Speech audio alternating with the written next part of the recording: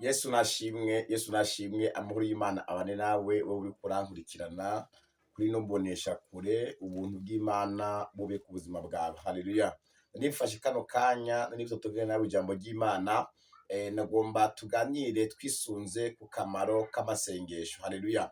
Ushobora kuba uri kurasenga kuko abantu benshi mu mpera z'umwaka barakunda gusenga, ugasanga umuntu yafashe amasengesho y'imisi 40, arafata imisi 80, hari abafata imisi 21, hari abafata iy'imisi 3 canke iy'imisi 7. Haleluya. Ayo yose masengesho arafise akamaro. Nagombe tuganire gato rero akamaro ko gusenga. Haleluya. Kandi agutera intege ubikomeze, kuko iyo umuntu adasenze arasegerereza, kandi iyo umuntu adasige Imana arasabiririza. Rero nta masengesho apfa ubusa, amasengesho afise ico amaze. Rero uno munsi nagombe tubiganire ko ubu ngiye kuvuga ku kamaro k'amasengesho. Ndaguha akarorero bamwe muri Bibiliya basenze Imana ibagirira neza, hama ubukurikira nzokubwira ni gute wasenga Imana ikakumva, kuko amasengesho yose Imana irayumva, ariko si amasengesho yose Imana yishura. Ndakwifurije amasengesho uko urasenga, nari mvuze ngo Imana iyumve kandi igira iki iyishure. Haleluya. Kandi uhumura, ndumva Imana izokwishura. Haleluya. Rero ngiye kuganira rero tuganire turabe akamaro k'iki k'amasengesho. Akamaro k'amasengesho,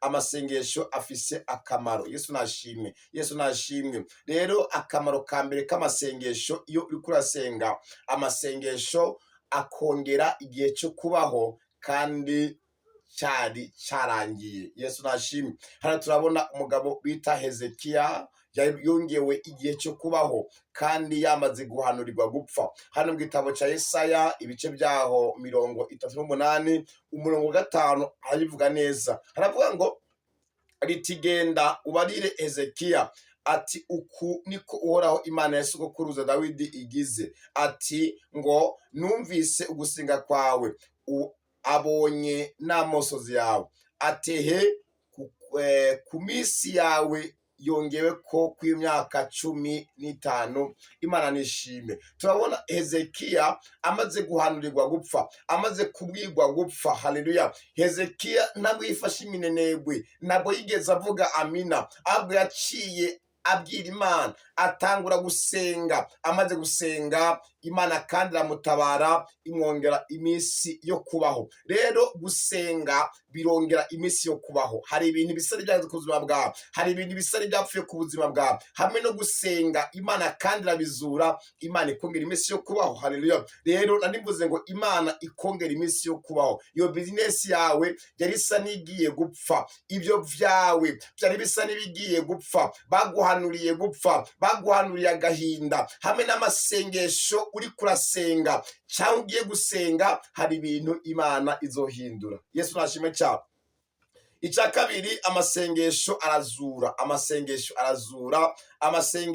arazura. Turabona ukungene amasengesho yazuye Lazaro. Hano mu gitabo ca Yohani 11:43-44 canke ico gice cyose tubona amakuru ya Lazaro y'i Betaniya, wa mukunzi wa Yesu. Hano 43 aravuga ngo amaze kuvuga ibyo, asemerera n'ijwi rirenga ati, Lazaro ngwino, sohoka. Wari yarapfuye arasohoka, azingiwe kw'imuzu ku maguru no ku maboko, n'igitambara gipfutse ku maso hiwe. Yesu arababwira ati, nimumuhamburure, mumureke agende. Imana nishime cyane. Ano n'amakuru ya Lazaro azugwa na Yesu. Lazaro yari yapfuye, ariko Yesu amaze gusenga yahamagaye ijuru riramuzura. Haleluya. Rero amasengesho burya arazura. Amasengesho arazura. Nagiye mbona abantu bazuka bapfuye kuko amasengesho. Rero arivuze ngo rero amasengesho uri kurasenga cyangwa amasengesho ugiye gusenga, hari ibintu azozura. Iyo Mariya yapfuye, ayo masengesho azoyizura. Hari ibintu Imana izokora kubera amasengesho. Rero ko turaganira akamaro k'amasengesho. Amasengesho afise akamaro kadasanzwe. Ubugira gatatu, amasengesho arakiza. Haleluya. Turabona ukungene amasengesho yakijije umugwayi yari amaze imyaka 38 ari ku kidengezi bita Bedesida, imyaka 38 agwaye, ariko hamwe no kwinginga Imana hamwe no gutakamba Yesu yamugiriye neza aramukiza. Hano mu gitabo cya Yohani n'ibice byaho 5:6 haravuga ngo Yesu amubonye aryamyeho kandi amenya ko amaze igihe kirekire, aramubaza ati wumva ugomba gukira. Haleluya. Nari mvuze ngo Yesu arakubonye hamwe no gusenga, arabonye ibihe umaze mu kibazo, arabonye ibihe umaze muri iyo ngorane, ntacyo bitwaye imyaka umaze muri icyo kibazo, ariko hamwe no gusenga Yesu arabibonye, agiye kubitorera inyishu. Haguruka ugende, va muri icyo kibazo, va muri ubwo bushomeri, va muri ubwo bukene. Yesu arategetse, genda ikorera ibyakwikoreye, nawe uvyikorera ugende. Amahoro y'Imana abane nawe. Yesu nashimwe. Hano turabona ubugira kane, amasengesho yongera yagura imbibi. Amasengesho yagura imbibi. Ushaka kuba aho uri wagiwe, ushaka kuba aho uri atakigenda, icyatuma wakugirwa, senga Imana irakwagurira. Hano mu gitabo cy'Ingoma za mbere ibice 4 umurongo wa 10 turabona amakuru y'umugabo bita Yabesi, ariko arasenga ngo Imana imagurire imbibi, Imana imugirire neza. Hano rahavuga ati ngo Yabesi atakambira Imana y'Abisirayeli ati icyompa ukampa umugisha, ukungura urubibe rwanje, ukuboko kwawe kukangenda kundamira, ukandinda ibyago singogwe. Nuko Imana imuha ibyo asabye. Imana nishime cyane. Turabona Yabesi aha yasa nuko yagiwe, yaba ahantu hato. Nawe niko ndabona aho uri uragiwe, ibyo ukurakora usa n'uwagiwe, bizinesi yawe iragiwe. Urakene ko Imana ikwagurira imbibi, igake ko Imana ikwagurira vision. Nari mvuze ngo Imana ibikore hamwe no gusenga Imana. Ano masengesho hari kidasanzwe Imana izokora. Nkuko Imana yaguriye imbibe ya Besi, nawe ikwagurire inzu bamo. Imana iguha inzu nini yo kubamo, Imana ikwagurire iyo modoka. Wosanga iyo modoka yawe ari ngufi, narivuze Imana yagure mu burebure no mu bwaguke, Imana ikugirire neza. Erega impamvu dusenga tutitinya, Imana yacu irashoboye. Impamvu mvuze ibyo nuko igihe cyuko ihindura ibintu igihe cyageze. Imana ikwagurire nkuko Imana yaguriye Yabesi ayisenze, nawe hamwe no gusenga Imana ikugirire neza. Kandi mbugire ko ndagusengera, niko nabona hari ikintu kidasanzwe Imana yo mu ijuru ije gukora. Haleluya. Icya gatanu, amasengesho arahumura. Hari abantu usanga bahumye mu buryo bw'amaso bugaragara, abandi bahumye mu buryo bw'impwemu. Amasengesho arahumura. Turabona rero amasengesho yahumuye Baritimayo mwene Timayo, umusenzi w'impumyi. Hano mu gitabo cya Mariko 10:48 tugeze 52 tukuravuga ngo abantu benshi baramuzibiranya ngo ahore, ariko ashishikara cyane gutakamba ati mwana wa Dawidi ngirira imbabazi. Nayo impuzu yayo irabaduka, yegera Yesu arayibaza ati uragomba ko ngunkorera iki? Ino mpumyi iramwishura ati ndagomba guhumuka mwigisha. Yesu arababwira ati genda, ukwizera kwawe kurakukijije. Aca arahumuka amukurikira mu nzira. Imana nishime cyane. Bano masengesho ibyatumye udakurikira Yesu mu nzira bigiye guhava. Haleluya. Ndiko ndakubwira akamaro k'amasengesho. Uno ni Baritimayo mwene Timayo, umusenzi w'impumyi, yaramerewe nabi, ariko amaze gusenga, amaze guhamagara Yesu yinginga, Yesu yaravuze ngo nibamuzane. Aho kandi Yesu aramuhumura, akurikira Yesu mu nzira. Narivuze ngo amasengesho arahumura. Imana iguhumure, Imana ikugirire neza mu izina rya Yesu Kristo. Bagatandatu, amasengesho yirukana abadayimoni. Haleluya. Amasengesho yirukana abadayimoni. Hariho umuntu yarinjiyemo n'impemu itera ibiragi. Haleluya. Hari umwana yaragwaye, amerewe nabi cyane, agwaye intandara. Iyo ntandara zagoma zimuterera hasi, ariko se amaze gusenga ahamagara Yesu amukiriza umwana. Hano mu gitabo cya Mariko 9:17 aravuga ngo umwe muri iyo shengero aramwishyura ati mwigisha, nari nakuzaniye umwana wanje yinjiwemo n'impemu y'ikiragi. Ako kanya Yesu yaciye kamirahunga. Nari mvuze ngo amasengesho arirukana abadayimoni y'uburyo bwose. Ushaka kuba uhuba hari abadayimoni b'ibinyamwonga, abadayimoni b'abazimu, abadayimoni b'ibinyagasozi. Abo bose Yesu arashoboye kubirukana. Umudayimoni yateye urugo rwawe, umudayimoni yateye ibyawe, narimvuze ngo amasengesho uriko urasenga agiye kubirukana. Kandi nanjye ndagusengeye uwo mudayimoni aragiye mu izina rya Yesu. Abadayimoni b'inzara, abadayimoni b'ubukene, abadayimoni b'ibitandukanye, iyo uwo mwami Yesu umuhamagaye akaza, byose birahunga. Kandi akwibutsa uwo mwami ari muri twebwe, ni Emanueli, Imana kumwe natwe. Yaratubwiye ngo icyo muzosaba cyose data mu izina ryanje azokibaha. Nanjye nagusabiye mu izina rya Yesu, uwo mudayimoni yaguteye, umudayimoni w'igisuzuguriro, umudayimoni w'amajambo, umudayimoni w'inzara, ndamuvumye mu izina rya Yesu. Akira kwidegembya kubera uhuye n'Imana muri kano kanya. Imana ikugiriye neza kandi Imana igushirikire. Ubwindwi, amasengesho aduma duhabwa iyo twasabye. Haleluya. Amasengesho atuma duhabwa ibyo twasabye. Turabona umumama bita Ana yari ngumba, amerewe nabi cyane, ariko arataka, ariko mu kanya gato yahinduye urugamba ngo ajye mu masengesho. Amaze gusenga Imana imugirira neza. Hari mu gitabo cya Samweli 1:20 haravuga ngo igihe kiragera Ana asama inda, abyara umwana w'umuhungu, amwita Samweli, kuko namusabye. Uhoraho Imana nishimwe cyane.